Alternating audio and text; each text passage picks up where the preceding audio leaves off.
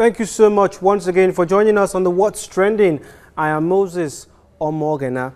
So today we kick off with the 293 women recently rescued from the Sambisa forest, quoting the military there. The military authorities have taken the 293 women and girls rescued by the Special Forces to the University of Maiduguri Teaching Hospital, Maiduguri in Borno State. An intelligence officer who made this known to correspondents on Wednesday also said the women and girls were undergoing a series of tests, including pregnancy and HIV tests in the hospital wards. The officer also said that 7 of the girls had gunshot injuries, which were being treated by the medical officials. Findings indicated that out of the 293 ladies, 200 were between the ages of 13 and 18. The age brackets of the Chibok Sioux girls abducted by Boko Haram insurgents on April 14, 2014, that age bracket actually suggests so. Meanwhile, Borno State government revealed that profiling of the 293 females rescued from Sambisa forest on Wednesday shows that they are from Damboa local government and not from Chibok, as highly speculated. Speaking with newsmen in Maiduguri, the State Commissioner for Information, Dr. Mohammed Bulama, said the rescued females are from Bumsiri village in Damboa local government area and were all kidnapped from the village by the sect members. Regardless, they are still in high hopes that their Chibok daughters will return home someday.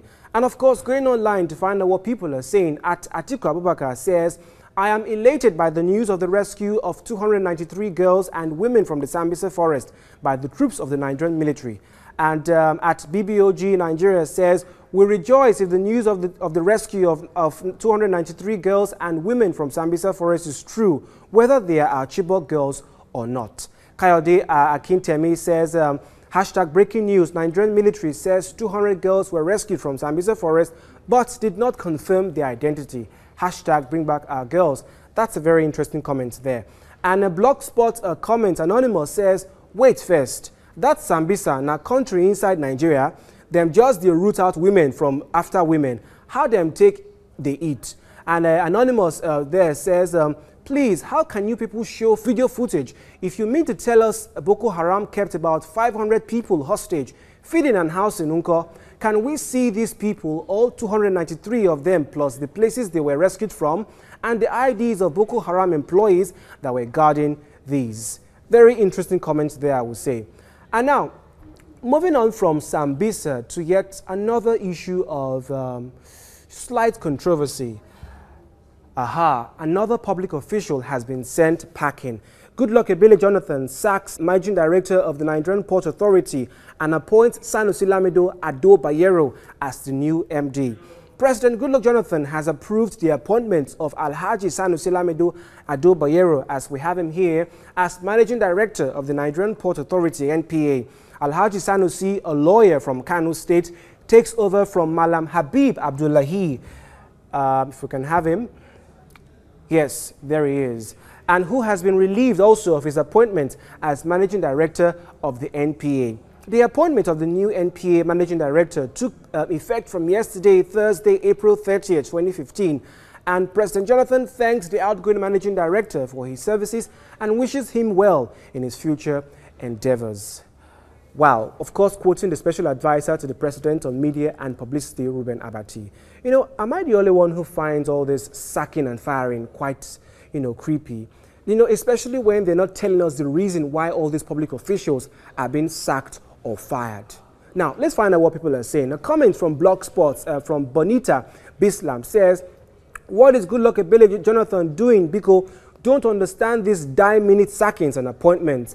And a comment from Anonymous says, now wow, Jonathan has done more in the last 1 month than he did in 6 years.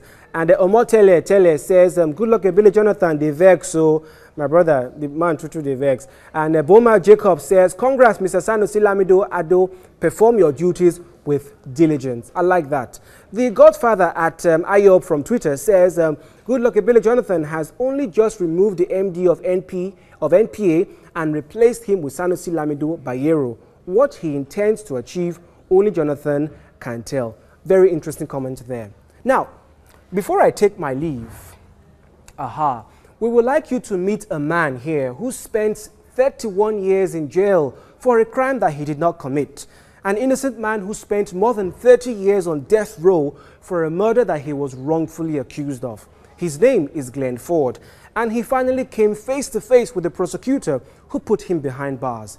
In a report by the ABC News, Marty Shroud, the prosecutor who put Glen here in prison, as we can have him, that's Martin Shroud, and Glen has come to beg for forgiveness.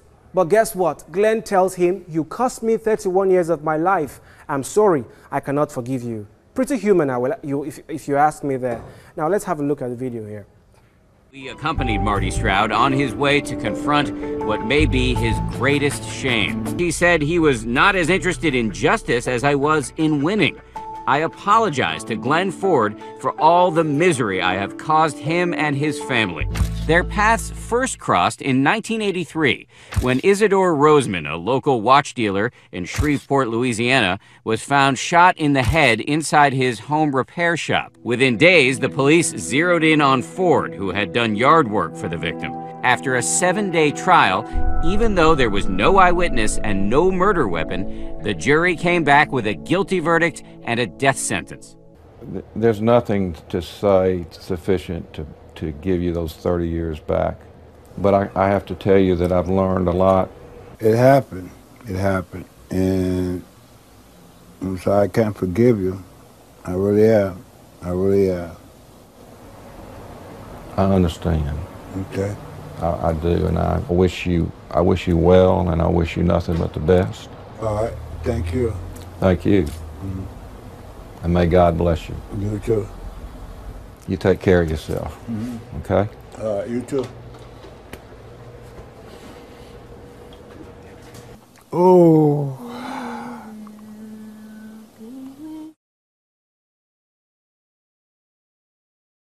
Okay, now, I haven't seen that. I really don't want to make any judgmental comments, but let's find out first what the online community is saying. Going online from Flyboy Busy says, there are still innocent people locked up like Glen Ford because of this corrupted legal system in America. And Rima Rega says, apologies shouldn't be given lightly or accepted lightly. I don't blame Glen Ford one bit for not accepting Shroud's apology.